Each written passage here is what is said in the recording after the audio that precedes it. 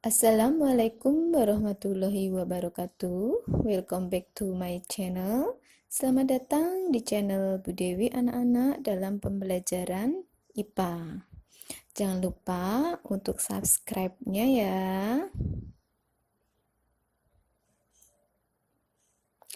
Baiklah anak-anak, untuk materi hari ini Ibu akan membahas tentang larutan, yaitu larutan asa, larutan basa, dan larutan garam.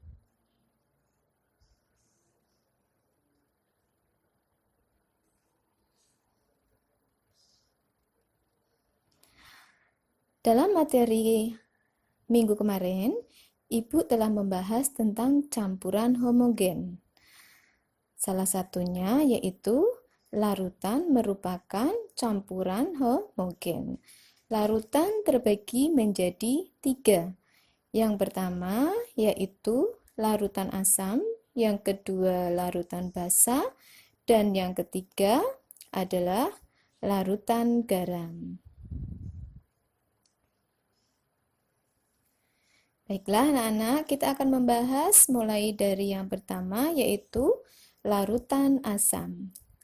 Sifat larutan asam yang pertama yaitu berasa masam. Di sini dimaksud rasa masam pada senyawa asam dapat dibuktikan dengan mencicipinya secara langsung, tapi hanya untuk zat-zat yang aman untuk dikonsumsi. Contoh pada buah-buahan, yaitu buah jeruk atau buah lemon yang memiliki rasa asam. Itu boleh kalian untuk mencicipinya.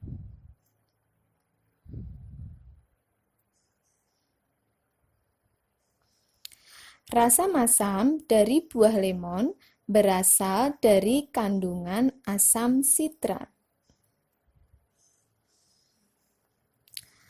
Sifat larutan yang kedua yaitu bersifat korosif. Jadi, asam kuat atau asam yang punya konsentrasi pekat itu sifatnya korosif. Contohnya, asam klorida HCl, asam sulfat H2SO4, asam nitrat HNO3. Asam-asam tersebut dapat menyebabkan kerusakan benda-benda, contohnya yaitu karat logam, atau bisa juga menyebabkan luka pada kulit, mata, dan saluran pernapasan.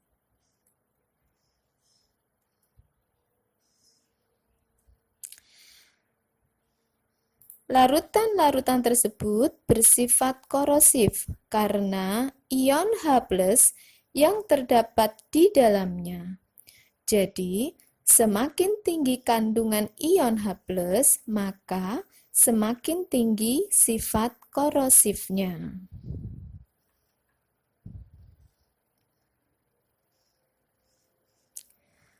Sifat larutan asam yang ketiga, memerahkan lakmus biru. Kertas lakmus itu merupakan kertas yang sudah diberikan bahan kimia, sehingga dia akan berubah warna bila dimasukkan dalam larutan asam atau basa. Kertas lakmus terbagi menjadi 2.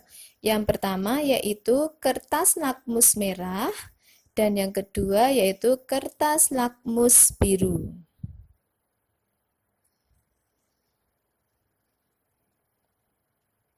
Nah, ini adalah contoh apabila kertas lakmus dilarutkan dengan larutan yang netral, maka warnanya tidak berubah, akan tetap yang biru berwarna biru dan yang merah akan tetap berwarna merah.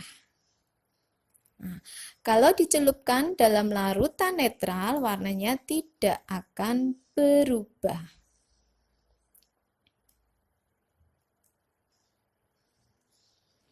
Sedangkan apabila dilarutkan dalam larutan asam, maka warnanya akan berubah. Nah, sini ya, kalau dicelupkan dalam larutan asam, warnanya akan berubah. Yang merah tetap jadi merah, yang biru akan berubah menjadi warna merah.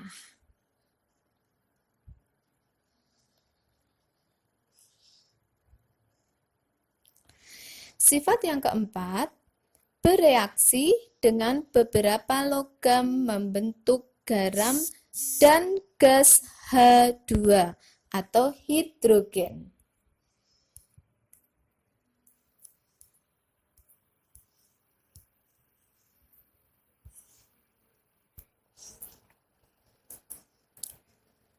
Nah, di sini ketika logam kalsium direaksikan dengan asam nitrat, maka akan terbentuk kalium nitrat plus H2.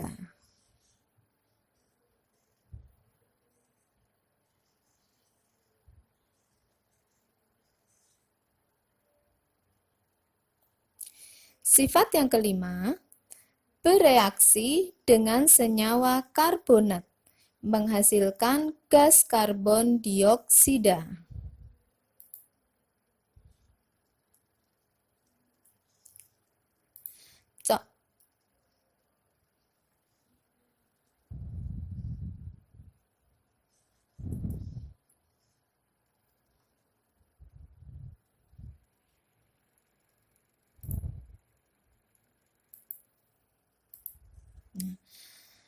Contohnya, ketika ada kalsium karbonat direaksikan dengan asam klorida, akan menghasilkan kalsium klorida, air, dan gas karbon dioksida.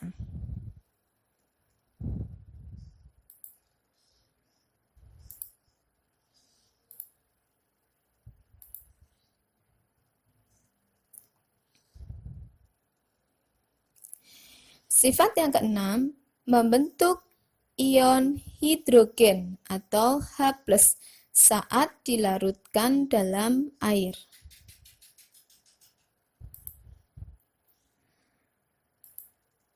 Contohnya, HCOOH dilarutkan dalam air, maka akan membentuk ion HCOO- dan ion H+.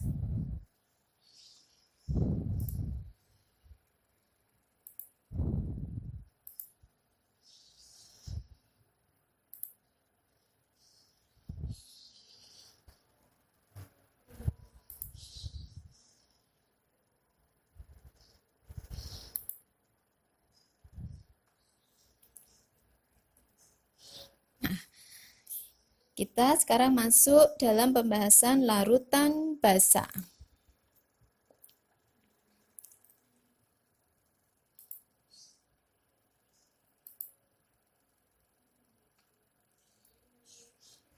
Sifat larutan basa yang pertama, berasa pahit.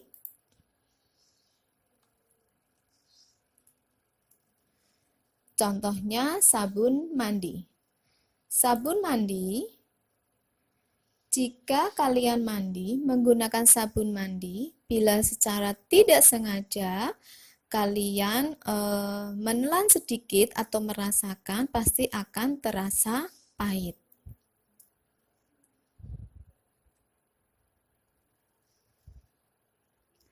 Sifat larutan basa yang kedua, bersifat alkalis atau licin. Contohnya masih di sabun mandi. Jika kalian mandi, kalian pasti pada saat kalian sabunan pasti akan terasa licin sabun yang kalian gunakan untuk mandi. Jadi sabun mandi itu bersifat alkalis atau licin.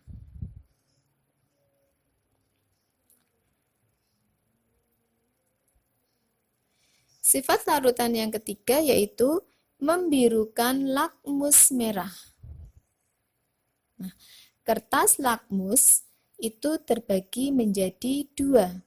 Yang pertama yaitu lakmus merah dan yang kedua adalah lakmus biru.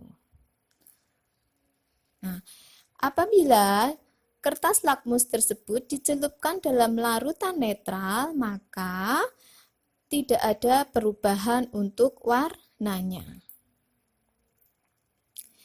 Jika kertas lakmus tersebut dimasukkan dalam larutan asam, maka dia akan berubah warna. Warna merah akan tetap menjadi warna merah, sedangkan yang warna biru akan berubah menjadi warna merah.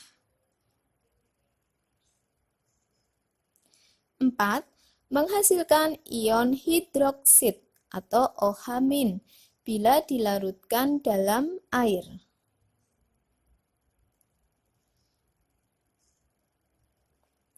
Contohnya KOH. Jika KOH dilarutkan dalam air, maka akan terbentuk ion K+ atau OH-.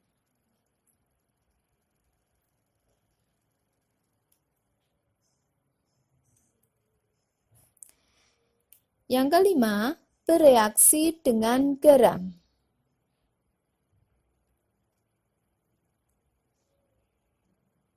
Contohnya, jika ada basa natrium hidroksida NaOH direaksikan dengan barium klorida BaCl2, ini garamnya ya anak-anak, akan bereaksi menghasilkan larutan barium hidroksida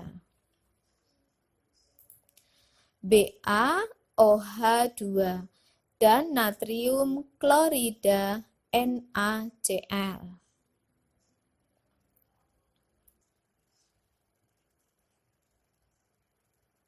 Selanjutnya, kita masuk dalam larutan garam. Garam itu apa sih? Mungkin selama ini yang kamu tahu, garam itu adalah garam yang ada di dapur yang biasa digunakan untuk memasak orang tua kalian. Nah, garam merupakan hasil reaksi antara asam dan basa.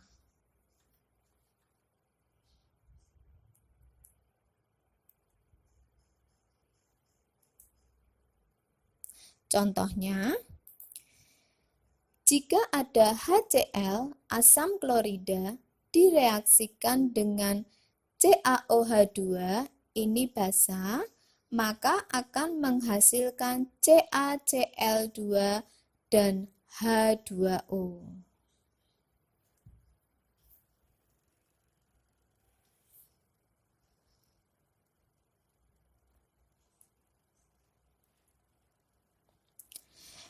Garam juga bisa terbentuk dari hasil reaksi antara ion logam dengan ion sisa asam.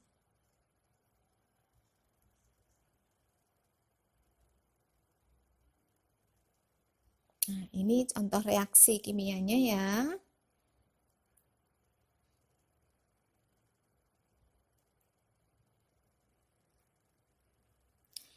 Garam yang terbentuk dari sama-sama asam kuat plus basa lemah, sifat garamnya menjadi garam asam.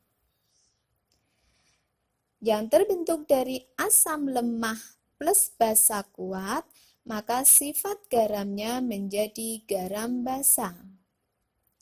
Yang terbentuk dari asam lemah plus basa lemah, maka sifat garamnya menjadi garam netral.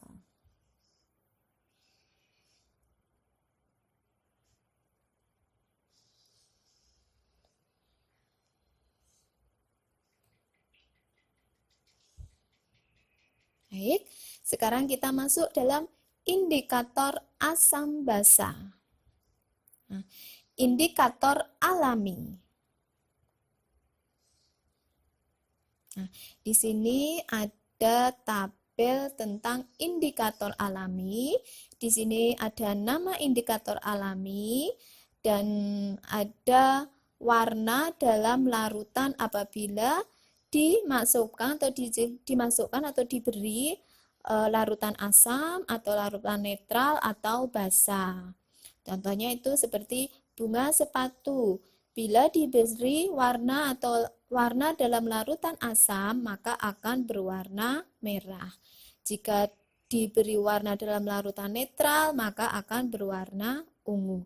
Jika diberi warna dalam larutan basa, maka akan berwarna hijau. Yang kedua yaitu kulit manggis. Kulit manggis itu bila diberi warna larutan asam, maka warnanya akan berubah menjadi coklat kemerahan. Jika diberi larutan netral, maka akan berwarna ungu. Jika diberi basa, maka akan biru kehitaman. Nah, anak-anak, untuk yang lainnya silakan kalian baca sendiri, kalian pelajari sendiri ya. Diberhentikan dulu untuk untuk videonya supaya kalian bisa membacanya.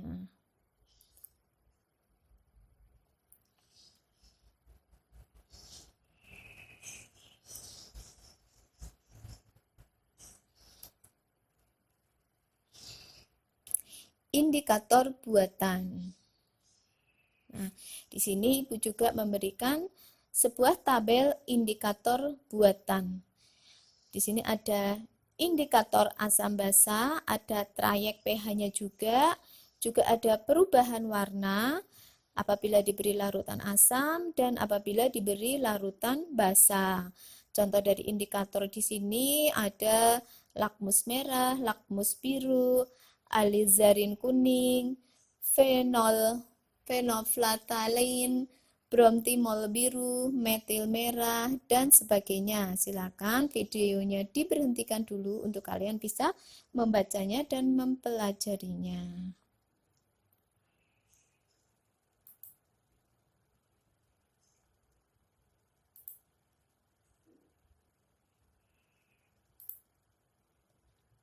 Nah, di sini juga ada indikator universal dan pH meter. Ini merupakan sebuah alat ya yang digunakan untuk menentukan pH pada suatu larutan. Jadi kalian bisa menggunakan indikator universal atau pH meter untuk menentukan pH pada suatu larutan.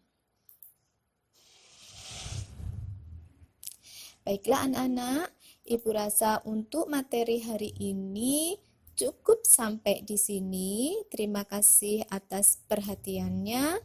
Sampai bertemu lagi di pembelajaran selanjutnya. Wassalamualaikum warahmatullahi wabarakatuh.